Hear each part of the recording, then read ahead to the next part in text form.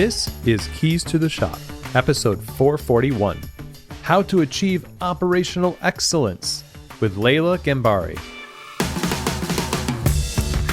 Well, hey everybody, and welcome to another episode of Keys to the Shop, where we give you insights, inspiration, and the tools you need to grow as a coffee service professional. My name is Chris DeFerio. I am your host for the show, and always happy to have you along. Don't forget to subscribe to the show. One of the best things you can do to stay updated with all of the new content coming out. It's also great for the show because it helps us know how big the audience is and, who is listening, and helps the show get found online by people like yourself who need great information at their fingertips, ready to listen and have their cafes and their lives changed. So go ahead and hit subscribe and share these episodes with your friends, with your team. I know a lot of people have used Keys to the Shop podcast as a learning tool for their coffee shops, your wholesale clients, if you're a roaster, as they are learning to use your coffee and, run their coffee shops. Keys to the Shop has a lot of tools available to help them develop their businesses to thrive and be profitable. So I would really encourage you to share Keys to the Shop as a podcast with people that could use these kinds of great interviews with people like Laila Ghambari and others. Over 780 podcast episodes have been published on Keys to the Shop, and we're not even close to stopping. So thank you very much for doing that, everybody. Now, one of the things I have been really enjoying, and every time this happens, I get the feels, I feel so alive when we are doing key holder coaching groups. These are groups that I am hosting through Keys to the Shop Consulting that are a mastermind group of like-minded coffee business owners where they gather to help each other succeed in specialty coffee. 6 or 7 coffee shop owners in one group are all dedicated to each other's success, to accountability, to speaking into problems and challenges, celebrating victories, and more. And this first group has been a blast, like I said, but there are more groups that are going to be launched soon. In 2024, around March or so, there are going to be a few of these groups. Right now, we just have the one inaugural group.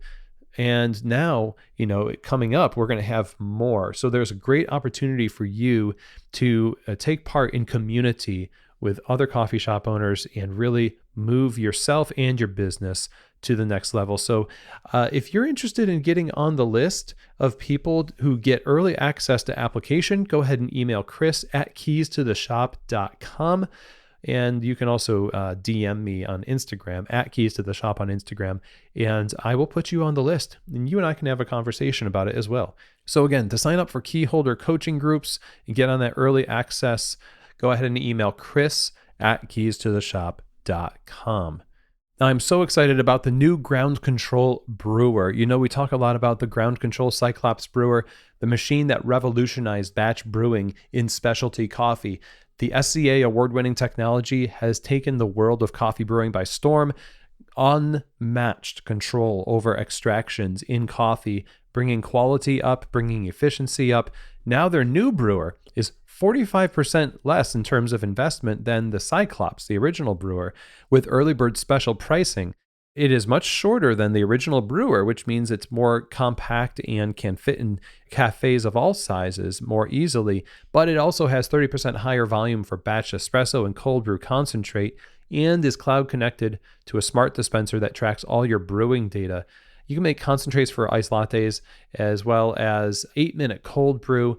It is just an amazing brewer all around. So go ahead and check them out over at groundcontrol.coffee and have a conversation with them and get to know what they have to offer for your cafe in terms of quality upgrade, efficiency, and just a beautiful looking piece of equipment as well. Again, check them out over at groundcontrol.coffee. Plant-based beverages are basically more popular than regular milk beverages. This is not a disputable thing. Depending on where you are, I suppose, but even in the most isolated coffee areas that are not coastal cities and large metropolis, Specialty coffee bars need great plant-based beverages, and that's where the Barista series from Pacific comes in as the OG and standard bearer for plant-based beverages for professionals. It's designed for baristas, approved by baristas, and it stands up to the heat from steaming, produces great texture for latte art, and keeps the balance of the taste focused on your coffee. Your customers are going to love you for this because that's what their experience is about. Check them out over at pacificfoodservice.com for more information and get samples. Try it and see what I'm talking about. I think you're really going to be impressed, and so will your customers. And of course, I think if you're looking for the best plant-based beverages, you have to use the Barista series from Pacific. Okay, everybody. Well, today I am so excited to talk about operational excellence and much more with the great Laila Ghambari. Laila has nearly 20 years of specialty coffee experience. I mean, she basically grew up in coffee. Her father founded a pillar of the specialty community in Seattle, Cherry Street Coffee, and she, in this episode, is going to talk a lot about growing up in coffee. But as a professional, she has been in this for nearly 20 years. And in that time along the way, of course, as a barista, as a trainer, an educator, and somebody who is trained as an educator actually before being an educator in coffee, she has not only won the respect of her peers and the community through her great work in coffee, but she also won the prestigious title of United States Barista Champion in 2014. She was an elected member of the Executive Council for the Barista Guild from 2012 through 2016, and her experience is in running multi-unit retail operations, training, and education, as well as team and organizational leadership. And this year, she founded her own coffee business and consultancy called by Laila Ghambari. This is her coffee business and consulting company that is providing simple tools that every coffee shop needs to achieve operational excellence. Laila is absolutely a powerhouse when it comes to insight, practical application, and the ability to not only refer to her own experience, which is extensive, but also to know what's going on in the industry so that no matter where you find yourself, Laila can give you insights that will help you get clarity and, like she says, give you tools to succeed, especially in operations. And in this conversation, she is going to be talking about her coming up in coffee.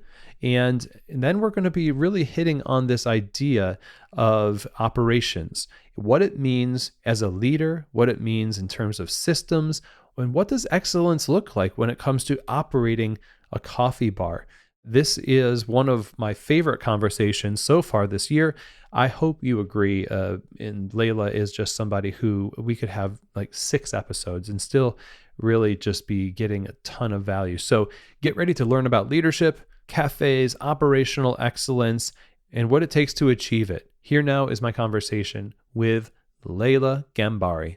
Well, Laila, welcome to Keys to the Shop. Glad to have you on the show finally. Thank you so much. I'm so happy to be here. Thank you for inviting me on. So I feel like people know you pretty well in the coffee industry, but at the same time, the coffee industry is bigger than I think.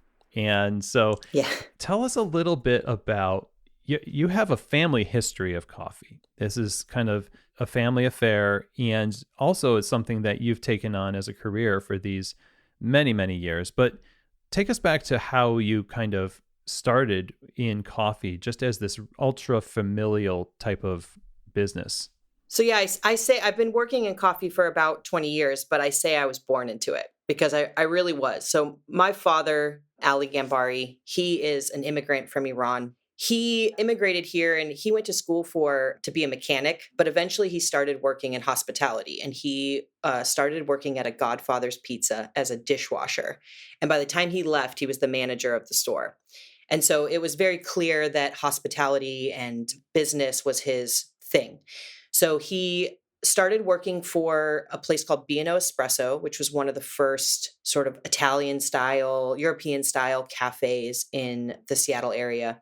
And he was the general manager of their one location and eventually became part owner of their second and third location. I used to go to work with my dad all the time as a little kid. I was the middle child and I was his only daughter. And he would go to take me to preschool or daycare and I'd cry and he just wouldn't be able to leave me. So he'd just take me to work. And I remember going on Capitol Hill in the Broadway Market where we had the B&O espresso stand. It was a permanent stand cafe, just bar seating around, very cool, old school style cafe. And I would go to work with him. I'd work on the register. I would draw pictures and sell them for 5 cents on the counter. I would sleep on the dish rack in the back with like a 5-pound bag of beans as my pillow.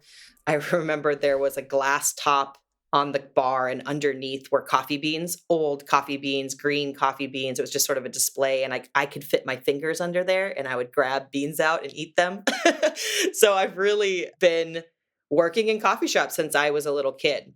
And my whole family is entrepreneurs. My mother and father started Cherry Street Coffee House. They originally purchased one of the B&O espresso locations and started Cherry Street. And my mother and father did that. And my older brother and his wife are entrepreneurs. They own a Seattle bagel bakery in Seattle. My little brother works for them.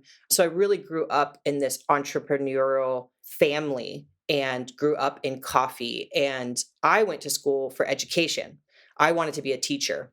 And so this kind of, I never imagined that I was going to follow in the footsteps of my dad and my family, but I fell in love with coffee. I was always into it, but I eventually really fell in love with it and saw it as a great opportunity for me to move into. So I was still going to school, but it was time for me to start to do practicum work and I needed to work in a actual school. And I was like, I'm just not ready to leave the coffee shop. I really love working here. So I think I'm going to try this out. And that was nearly 12 plus years ago where I fully kind of jumped into coffee as my full-time career. When you jumped in full-time and you talk about your educational background, it just feels so right. Knowing what you do now and how your career has shaped up, did you find that your decision to jump in fully also satisfied that educational desire, or did that take a little time? Yeah, I knew that training and teaching and coaching was something I was really natural at. When I was in high school, I did public speaking. I was on the debate team. I was on the newspaper, did the school newspaper. So I've always been I'm not shy by any means. I'm an introvert, but I'm not shy. And, I've always wanted to be very involved with things. I'm very outspoken. I'm not afraid to use my voice. And I really dive into things and I love teaching people. And so education seemed like an obvious route for me.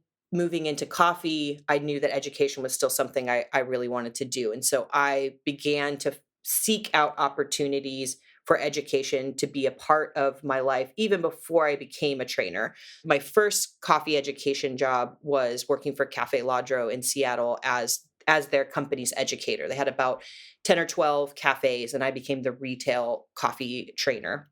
And before that, though, I was elected onto the Barista Guild Executive Council when it was in regional. So I was the Northwest Regional representative for the Barista Guild. Yeah. And that was when Barista Camp started. So I became an instructor. I was teaching at Barista Camp. And very quickly, I realized that this was the path that I wanted to go down, was more of the education and training route of things, mostly in the retail space, but I was also doing a lot of that with the association, the guild and everything. Okay. So that gave you plenty of opportunity to, like you said, to do a lot of educational work and training. Mm-hmm. You developed a lot of your own ways of doing things, I imagine, even though you were working for other companies. Those first years training baristas versus maybe who you thought you were going to be training as an educator early on. I mean, how is that different? I mean, I know it's a job, and so there's a limit to how much training actually can be done before somebody just has to be on the bar now. But how did that set with you? How did that learning curve happen for you?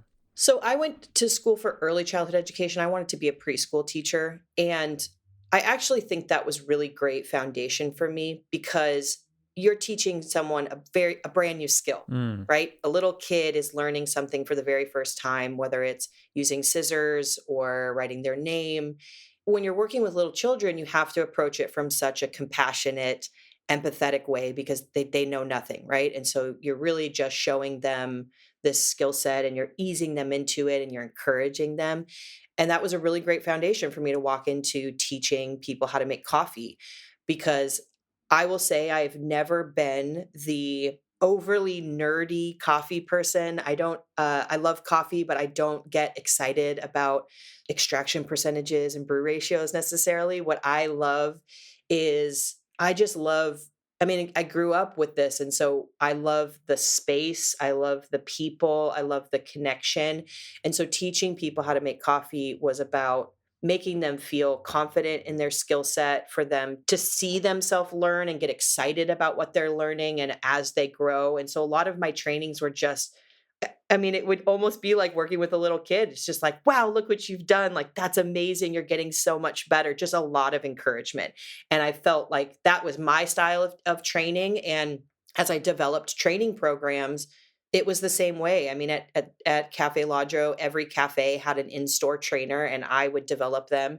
And we had very clear guidelines and standards of what we were teaching, but it was about encouraging and exciting people about coffee and helping them find that desire to get better. It wasn't about, all about cut and dry rules. It was just more about an excitement and a desire.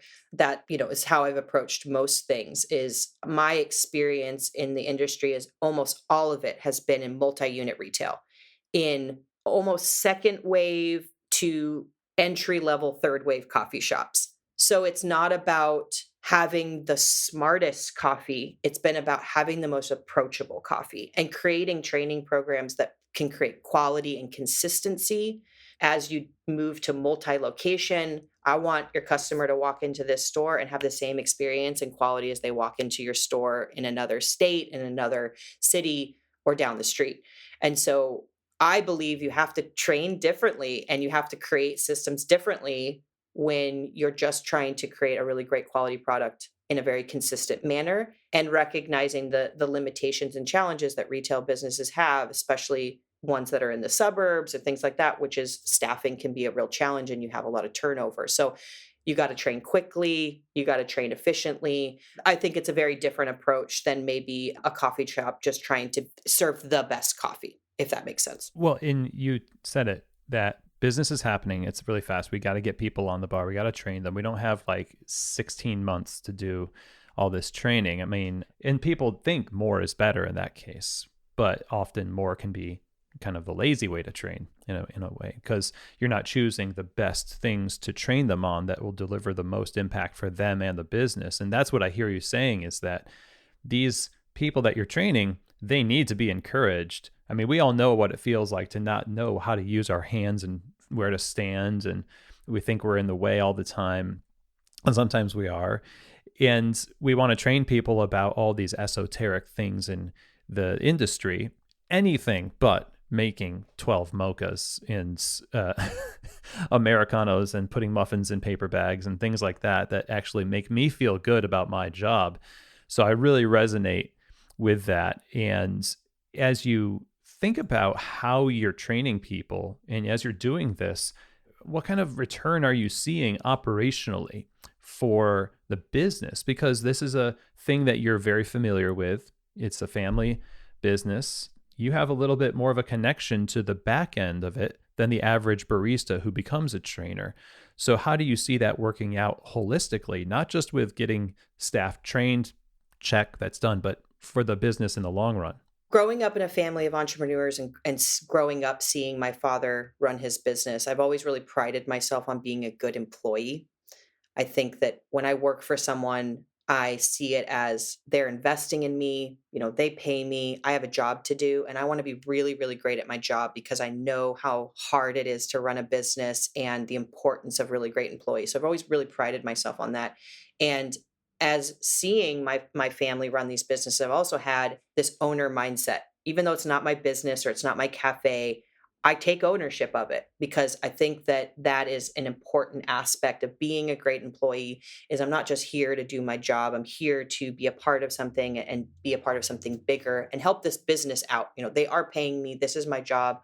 I want to see this place succeed. I think for me, when it comes to now helping people develop their training programs or develop their business. What's really important to me is there's a lot of different ways to do business and to make coffee. Anytime I would train a barista that had a lot of experience, I'd always start with that. I know you're really talented. I know you have a lot of experience and you know how to make great coffee. We make coffee a certain way here. And I'm going to show you how we do that. And I want to see you as a really talented, capable person be able to adapt to how we make coffee here. Essentially letting them know, like, I'm not assuming you know nothing. I want you to feel really good about yourself and kind of bolster them up a little bit, then to say, can you adapt? Can you change? And can you shift? So there's a lot of different ways to make coffee. But what's most important is, what does your clientele want?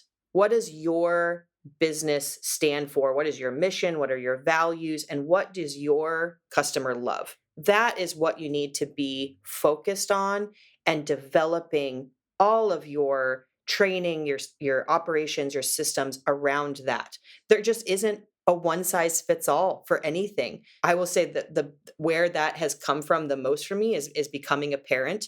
I remember reading so many books and asking for so much advice on parenting. And then you have kids and you realize my family unit and my values are completely different than my best friend or my mom or my whatever. Yes. And so how I'm in a parent is completely different.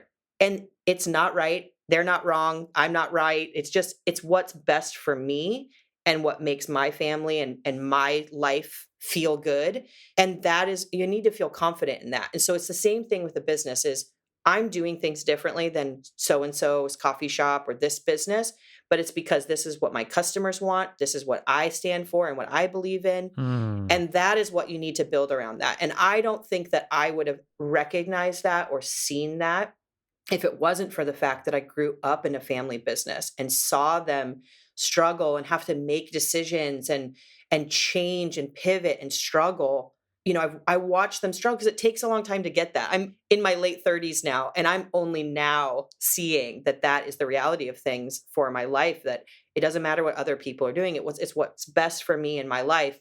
And I think that bleeds into your business and to kind of every decision you make. So that's how I approach that. That's wonderful. And it is 100% something that will keep your business stable, keep you stable. As you grow, the foundation of the business is the most important thing. I mean, how deep the roots go, that supports the whole thing. And even this morning, as we're talking about this, a client was talking to a client, and they were struggling with comparison. Oh, my business is not where it should be. And maybe that's true, or maybe it's not, but it's only because they were comparing it against everything else out there. I'm just thinking, first of all, we're building the business for the people who are helping you build the business. It's the baristas, it's the customers that love you already. And we get so hard on ourselves when we have access to so many things that could inspire us, but the comparison often does the opposite. And so I love hearing you talk about returning. These are kind of like the core principles of a successful cafe. Yeah, I mean, comparison is maybe like the greatest evil. I struggle with it a lot. I'm a highly competitive person. I don't want to just be good. I want to be great. And so it's very easy to look at what other people are doing and compare yourself to it.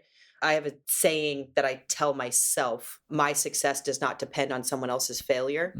And what that helps me sort of sit with is that I can be great, and so can other people. Those two things are not mutually exclusive. It's not one or the other. I can be great, they can be great. And that is true for your coffee business as well. You can be an amazing coffee shop that offers your clientele something that they really love. And a coffee shop down the street can also be really great and offer their clientele something that they love. It isn't one or the other. And so that comparison can really stifle creativity. It can divert you from your core values. You see other people doing things, you watch trends. And if you don't have that core foundation of why you're doing this, you're so easily swayed to just be like, this is what's happening. These are what people are doing. So I'm going to do this. Does your clientele want that? Does your customer want that? I say, find out what your customer loves and do that relentlessly, because that is what matters. What is it that people love about you? And focus on that, not what everybody else is doing. Can you take those trends and adapt it to what you're doing? Maybe that's true. And that's where I think innovation and creativity comes into play, is how do I take this thing that's really popular, but make sure it fits with what I stand for and what I believe in, what my customers want. That might mean I have to change it a little bit. That means I might have to try a different approach, or maybe it just means you shouldn't do it. And that is what you need to feel confident in, that, yeah, this is happening out there, but it's not for me. It's not what my customers want. And I'm here to make them happy. I'm here to continually add value to them. That means a lot coming from someone who has achieved great things in competition. You're the 2014 US Barista Champion. That didn't come without a lot of competitiveness, work, knowing what was out there and how you could make more points and all that other stuff. Did some of your balanced perspective on how to be competitive, but also in the right direction, come from competition experience as well? I started participating in barista competitions in 2009. I attended my first barista competition in 2009. I was a volunteer. And then in 2010, I competed in my first barista competition, the Northwest Regional Barista Competition. I went on to the USBC that year. I placed third in the regional, went on to the USBC and made it to the semifinals. And then I did that same thing in 2011 and 2012. And then I took 2013 off to both judge and coach competitors. And it wasn't until 2014 that I decided I started working for my family's business again. I was working at Cherry Street in Seattle. And I said, this will be a great opportunity to get my family's name out into the world. I'm going to compete again in this barista competition. And I approached 2014 completely different than I had in any other year. I actually will give credit to Heather Ringwood. I credit Heather Ringwood. I actually sat with her on a plane flying back from a regional barista competition. She told me to read this book called With Winning in Mind, written by an Olympic shooter. It was a big shift for me. I had been competing and really just focusing on what's kind of cool, what's happening, what are other people doing. This is a really great coffee. I didn't really have a lot of direction, to be quite honest. I did well in competitions always. And I think that has a lot to do with more of being comfortable speaking in front of people and just having a good skill set and being able to do public speaking. So I always did really well. I had good coffee available to me. I had training labs available to me. But in 2014, after reading that book, I really focused on myself, and I focused on, what am I showing up with? How am I practicing? What is it that I want to achieve? And one of the things that I did was write down every single day. I'd wake up and I'd say, I am the 2014 United States Barista Champion, which when I look back on it feels so cheesy. But it instilled this belief in me that I could win. And I honestly can say I competed every year prior, never believing I was going to win. I was just competing. Wow. I did not ever think that I was going to win the barista competition. I just was there. I had fun. Maybe I was going to win a regional, but I never thought that I would barely even make it into the finals of the USBC. But that year, I believed that I was going to win it. And when I showed up every day to practice, I was practicing to win the barista competition. I was practicing to be the United States Barista Champion and everything that meant thereafter. And so I practiced with just such a mindset of a champion. And it completely changed everything. I walked up on stage and I knew that I was going to win the barista competition. It was just that clear to me. And it was fun after I won the competition to talk to some of the judges. They said the second the routine started, and at the very end, they were like, that was the champion. I haven't even finished my scores yet, but that was the champion. I just watched the USBC champion perform. And I think that I went into it with that much, expectation. And yes, that's greatly affected how I approach things now and how I see things perceived. As an example, starting this business, it's hard to even say, like, I feel weird saying I have a business, that I'm doing this, because it just is, it's very unnatural for me at the moment. But I would have never done this. I would have never started out on my own if it wasn't for the fact that I got laid off. I got laid off from my job very unexpectedly. Business wasn't doing great and they had to make some decisions. And I got laid off after being there for a year. I was fully invested into the company. I was really excited to build it. And so I just sort of didn't have any prospects. I wasn't planning for this. And so I was like, what am I going to do? And I decided to go out on my own. Decided to take on some consulting and work on some other projects. And I can say right now, I know my business will be successful. I have 100% faith and belief that I am going to figure this out. And part of that is because even in just 2 months now that I've been doing it, barely 2 months, I have found it's the most inspired I've ever been, to be quite honest. I am so excited about what I'm doing. I am so excited to bring this knowledge that I've accumulated over almost 20 years and help businesses like my father's. I mean, most everything I do is somewhat inspired because of my father. And when I think about what I'm doing now, I think about there's people out there just like my dad who start a business and they're really great at it, but there's things that they need help with, and I can help them with those things. And I want to see them be successful for their families, for themselves, I just want to help people out. And so I know that I can do that, and I feel really confident in myself, and I want to have the flexibility. I have 3 kids. I want to have the flexibility to turn things off and just be with my kids. I've been managing teams for over 10 years now, 10 plus people on my teams for over 10 years. And right now, the only people that need me are my children. And that is really an amazing feeling to only have to care for my children right now. And so I'm just not going to let it fail. I'm going to figure out how to make it successful. And it's that skill set that I learned from competition of just, I believe in it and I'm going to make it happen.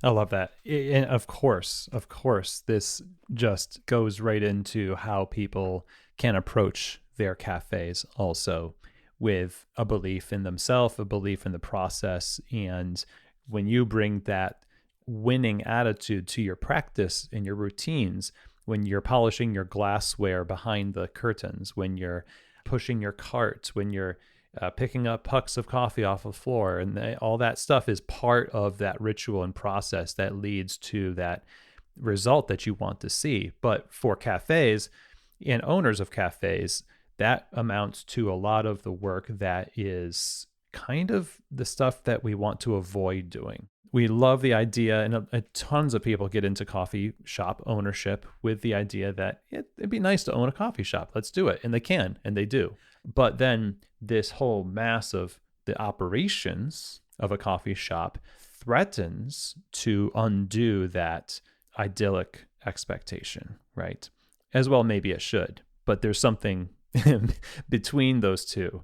And that's a lot of where you're focusing your attention, as I see, in the operations, the excellence in operations in cafes. So tell me a little bit about what you mean by operational excellence, as you put it. Operational excellence, it's something I've always thought about. Putting it into words and putting it out there is a scary and fun thing. I've been working in coffee shops for about 20 years. I've been a barista in coffee shops for a long period of time. I eventually moved into training, again, multi-unit, so working with 10 plus coffee shops. I did that with Cafe Ladro. I eventually went back to my father's business, also 10, 12 coffee shops, overseeing all of those stores.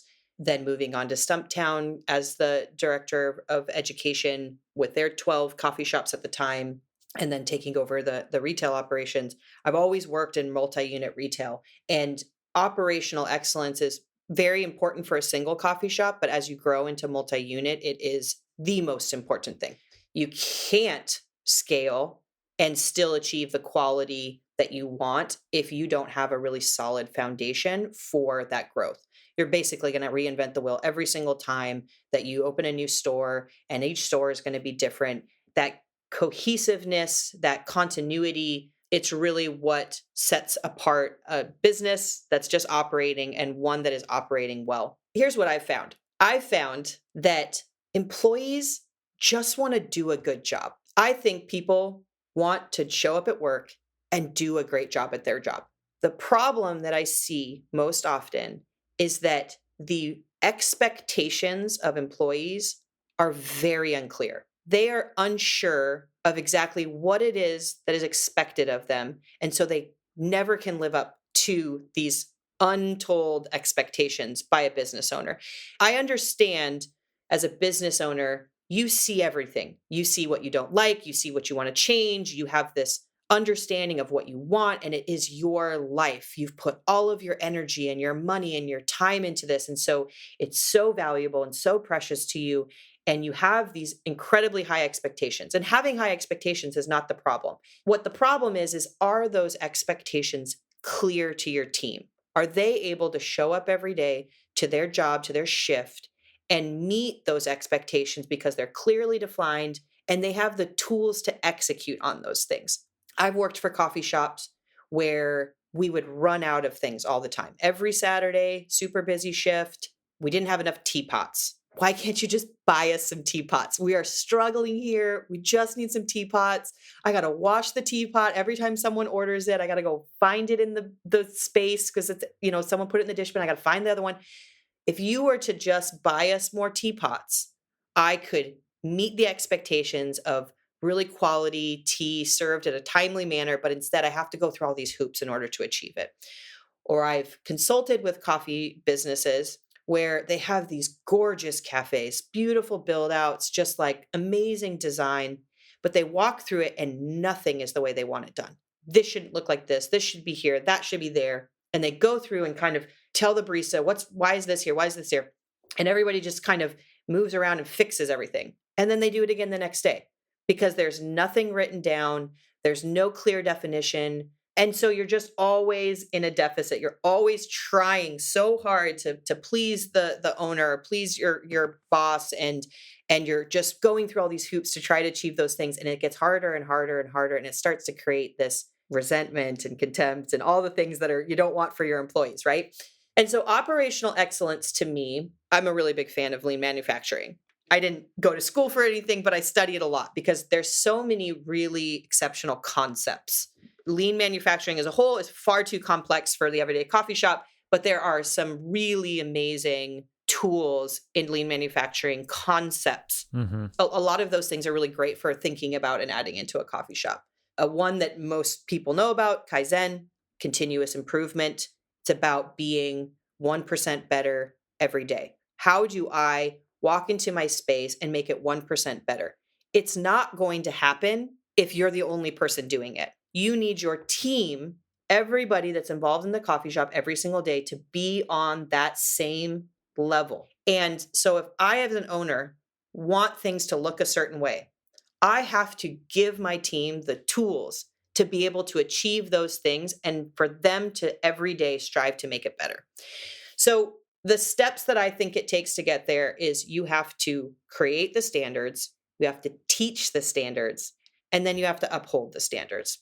It is a lot of work to create standards. It's a lot of work to create SOPs. It's not an easy thing. I don't believe it's easy, but the key to this is it's also not overnight. If you want to create operational excellence in your business, it is a journey. I'm going to start here. I'm going to start to look at the areas that we are having problems in the business. What are my top things? Have a staff meeting. Have everybody involved in that conversation. Where are our biggest challenges? And how do we start to fix those things so that we can level set and just operate on a level that is not constant struggle and constant fires? My dad always says business ownership is constantly putting out fires.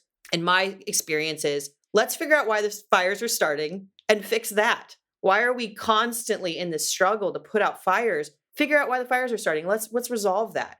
And so establishing what are our biggest challenges? How do we fix those? Let's start resolving those. And then every single day, let's try and get a little bit better. That's wonderful. I'm glad you brought the lean manufacturing into that. I'm a big fan as well, and have made many attempts at larger volumes of the concepts in lean. It's really challenging, but the accessible concept of Kaizen and 1% better every day is something everybody can latch onto.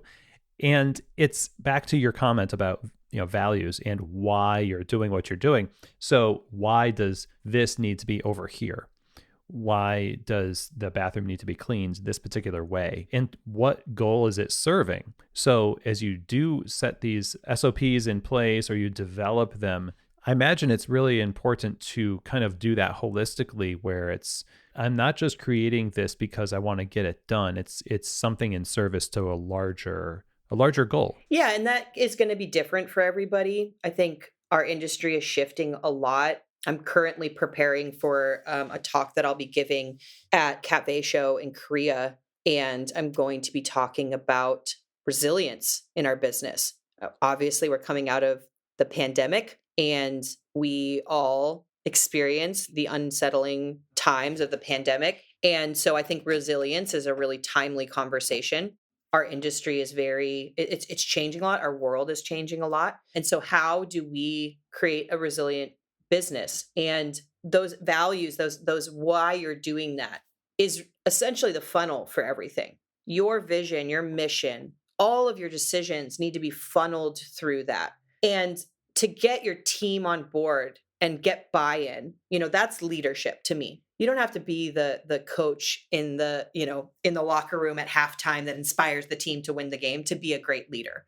You can be an exceptional leader that's someone that, maybe is even afraid to speak in public or doesn't have a really strong voice. You can still be a really great leader, and just requires that you understand where and how you can show up for your team.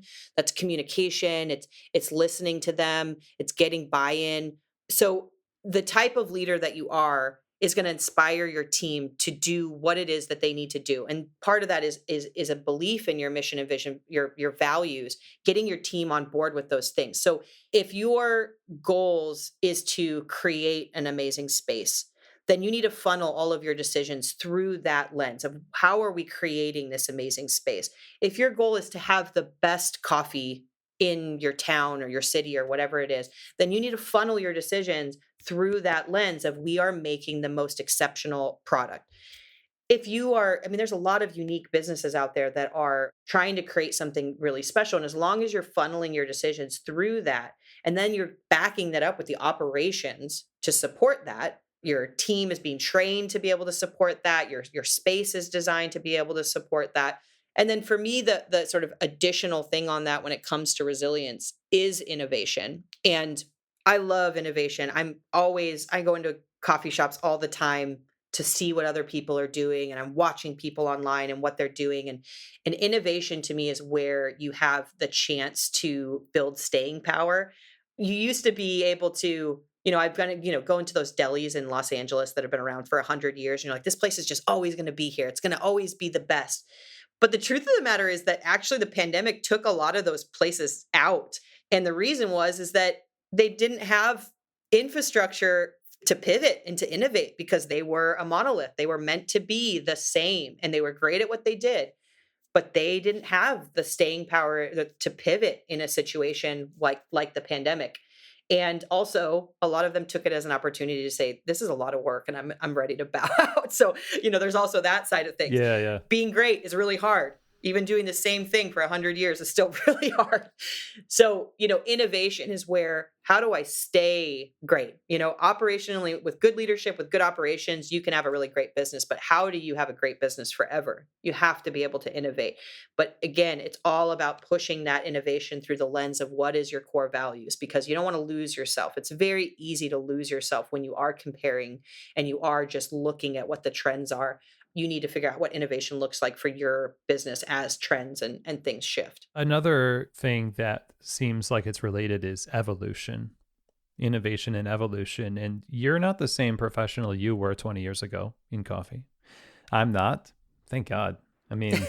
But the owner who wants to remain the same, and with the same skill sets and capacity and schedule and all this other stuff, it feels like there has to be some kind of a openness to evolve yourself as you're innovating. So it's not just about getting a better machine or, a powder that's a different color and that kind of thing. It's also like, maybe who are you becoming in the process in service to what your business and the people that are helping your business be successful, what they need from you. Talk a little bit about how we can embrace that evolution within ourselves as leaders. Leadership is really hard. Leadership is very hard. Speaking to changing and evolving in our own lives, exactly. I'm happy I'm different than who I was. I remember when I got my very first sort of leadership position, and one of the feedback that I got from a barista or something was that I was too direct, that I wasn't being very nice. Because I would go into their cafe, check on things and be like, you need to fix this, this, and this. they were just like, well, you're not being very nice. Like you need to be nicer when you give me that information. And I was like, oh shoot. Okay. So then I'd write the email and then I'd go back up to the top and say, hi, hope you're doing really well. And then send the same exact email. But now, so many years later, I've had to learn to be vulnerable to be a great leader. I believe that vulnerability is the key to great leadership. It is very easy to keep ourselves separate from people, to build up walls and to want to remain, I'm in charge. I'm the owner. I don't want to get too close. I want things done a certain way. I need people to listen to me. I need to have authority. And that is what's required. And so I need to kind of keep myself separate and distance. And that just doesn't build connection. That doesn't create relationship. And it definitely is not going to create buy-in. And so I read a lot of Brené Brown, which I think a lot of people do. But she has taught me so much, because I would say that vulnerability has been my biggest growth that I've seen in myself. I was always just, I walked into a room and I wanted to be, I don't know if it was because I'm a woman, that I wanted to be respected. And I felt like I needed to present myself in a certain way that was a little bit hard. And it wasn't easy to get to know me because I just didn't really know that I wanted people to. And in leadership, it was about authority. I am the authority of coffee training and education. And so I need to show up and tell people what to do.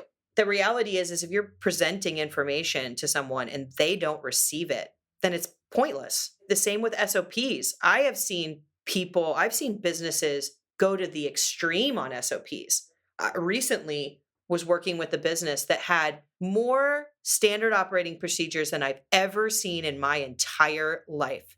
There was a process for everything. I mean, folders and folders and folders of incredible documents. The problem was they weren't teaching it to anybody, and they definitely weren't checking to make sure it was happening. They were making it, but they weren't putting it out there. I think that's a really important thing to recognize. It's not just about creating the standards. You have to teach the standards, and you have to check on those standards.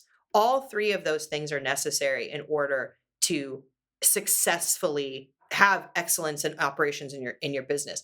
And so the leadership side of things, of connecting with your team, listening to your team, letting them lead where the challenges are. They're the ones that are in it every day. That's another lean concept, is Gemba, where it's get out of your office, get on the floor, take a walk, see what's happening, be a part of it. And I mean, I do think that as a coffee shop owner, business owner, you want to get to the point where you don't have to be in the stores every day. That's obviously a goal, to be where you can trust it and you can leave it.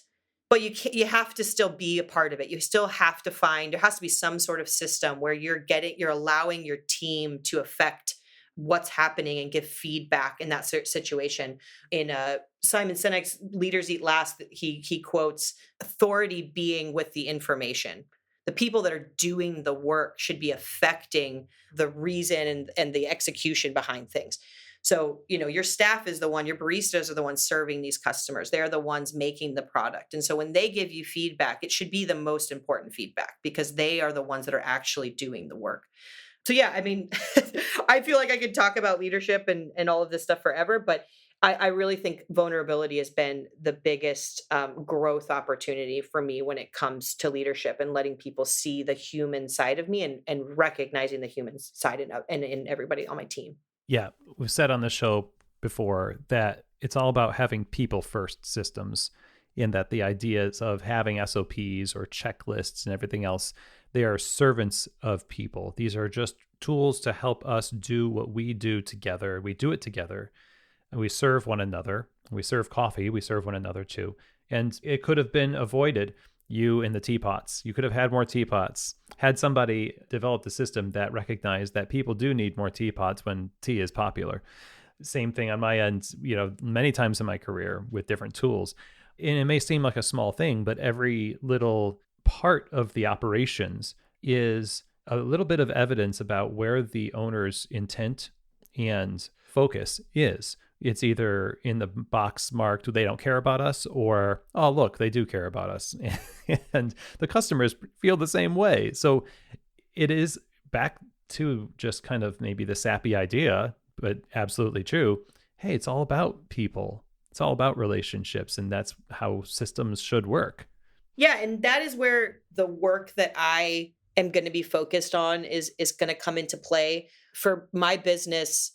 I'm coming out into the coffee world with all the experience that I have in creating education and training programs, running multi-unit retail. I've had a lot of opportunity to work in the HR side of things with managing teams of the volume I have, with Stumptown and all of the different businesses I've been with.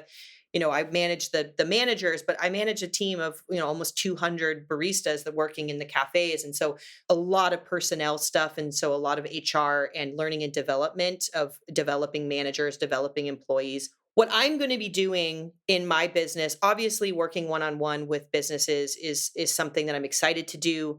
But the big thing that I'm going to be putting out are documents, essentially documents for businesses to use. And I'm taking all of the knowledge and experience and tools that I've been using. I mean, these are all tried and true documents that I've used in businesses or concepts or whatever it is in businesses that I've seen work, and I've changed them and developed them for a coffee shop. You can Google just about anything, but it's not going to be about your specific business, your coffee shop business. So I'm essentially taking these concepts around operational leadership, team leadership, but then funneling them through our industry, through owning a coffee shop, through working in the coffee industry. I'm creating how-tos and I'm creating templates. So the first thing that I'm launching is a free document that people will be able to download that is just going to be a basic org chart, which is very simple. It's not a challenging thing. Again, you can Google it and probably find something,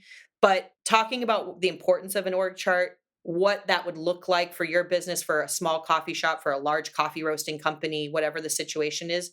So that is going to be something that people can download for free. The first paid document that I'm going to be putting out is a pastry sales tracker.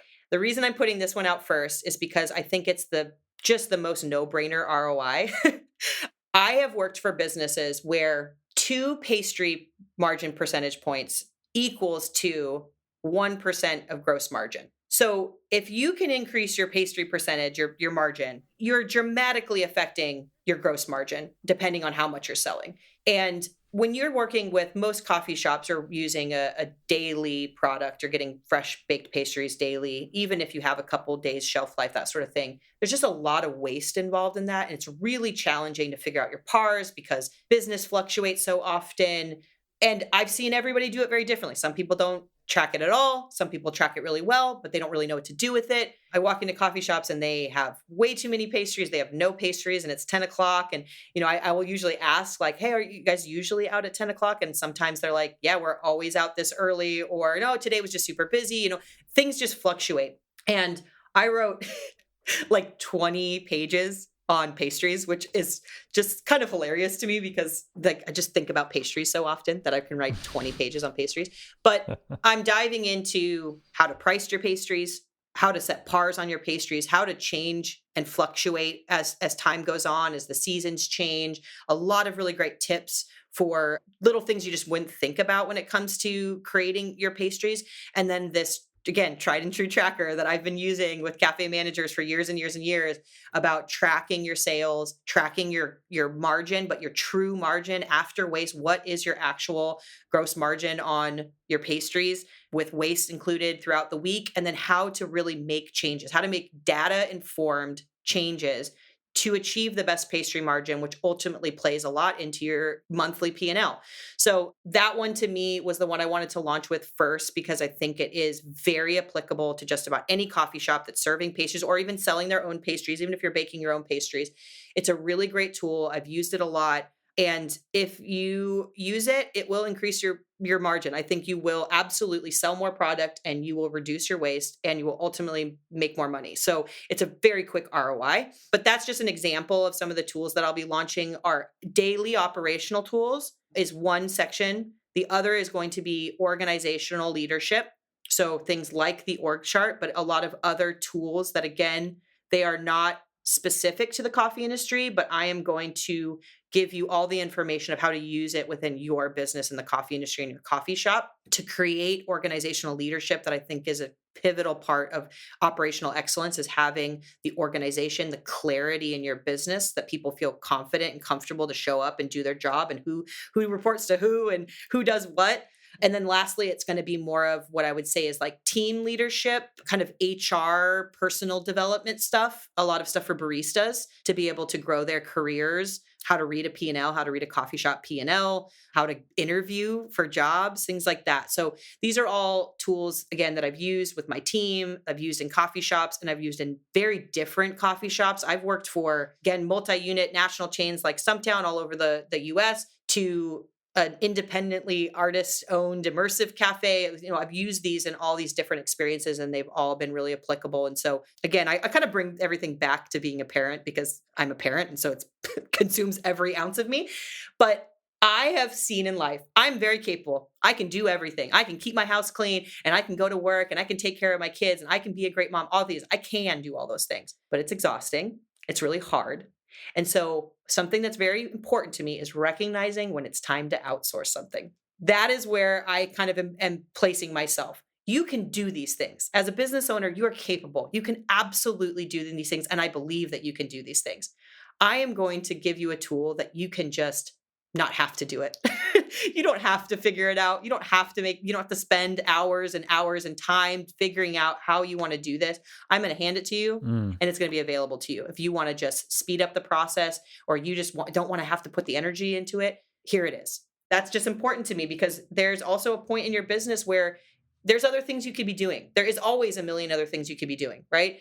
So where are the areas where you can outsource some of that and just get help so that you don't have to struggle through it?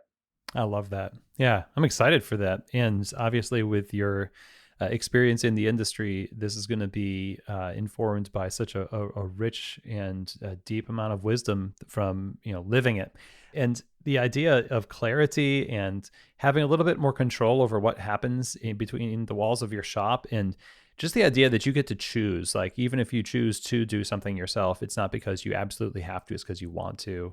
Yeah, and so having tools like this are so important. I'm glad for especially someone with your background and your approach to the industry producing things like this, and just being on the show and talking about all this stuff. Certainly we could just get into the weeds with lean manufacturing and leadership, but maybe for another episode. But yeah. Where can we go to get these tools and learn more about what you're doing? I will say this has been a very fun process to figure out that part, because I feel like such an old lady who doesn't know how to use the internet. I'm just figuring out it's just a different world out there. The best way to find my content is going to be following me on Instagram for now. Laila Ghambari is my username. Follow me on there. I have the links for everything. I'm also just constantly putting out content to support businesses. That's the best way. There's going to be a link there. You can go and you can download the free org chart. You can buy the pastry tracker. You can also schedule one-on-one consultation with me. Also email me. LailaGhambari@gmail.com or hello@Laila Ghambari. It's just Laila Ghambari everywhere. Well, I'm glad you're here. And thank you for just having this conversation. It's been really informative, and can't wait to see what more you do in the industry. So thanks, Laila. Yeah, thank you, Chris. I really appreciate the support. Well, I hope that was an incredibly useful episode for you, and that especially as we talk about things relating to operations and staying on top of the details, on this show, we talk a lot about the operations and systems needed in your shop, and that part of your leadership is based on how well you can create systems that care for the people who are caring for the cafe and the customer's experience. And as we talk about operational excellence, it's not just something academic. It really is a form of caring for your staff, and indeed, I think caring for the entire supply chain that relies on the cafe to do a great job. And I'm so glad that Laila is in this space doing this work and giving us tools to achieve operational excellence excellence. So a huge thank you to Laila for being a guest on the show. It was so awesome to talk with you and to experience your wisdom on Keys to the Shop. Now, if you're interested in learning more about what Laila has to offer, the best thing that you can do is go to lailaghambari.com and follow Laila on social media, on Instagram at Laila Ghambari. And both of those places will give you access to things like the free download to create an organizational chart in your cafe, as well as the pastry sales tracker, and how you can work with Laila one-on-one. And that's at lailaghambari.com. So if you have any questions or comments and feedback about today's episode, I would really encourage you to reach out. Chris, CHRIS, at keystotheshop.com. That is where you can reach me for pretty much anything. And also on Instagram, at Keys to the Shop is the handle on Instagram. If you're not following Keys to the Shop on Instagram, I'd encourage you to do so, as Keys to the Shop increases educational offerings on social media. That's where you're going to want to tune in, as well as over on keystotheshop.com. And don't forget, also, if you're interested in the keyholder coaching groups that are going to be launching again in the spring of 2024, email Chris at keystotheshop.com. I will put your name on the list for early access for the applications for those groups. That's Chris at keystotheshop.com. So with that, that is the end of today's episode. I really am grateful for all of you joining me today. Don't forget to share Keys to the Shop on social media with your friends and team. And as always, I hope that this episode has truly given you keys to the shop.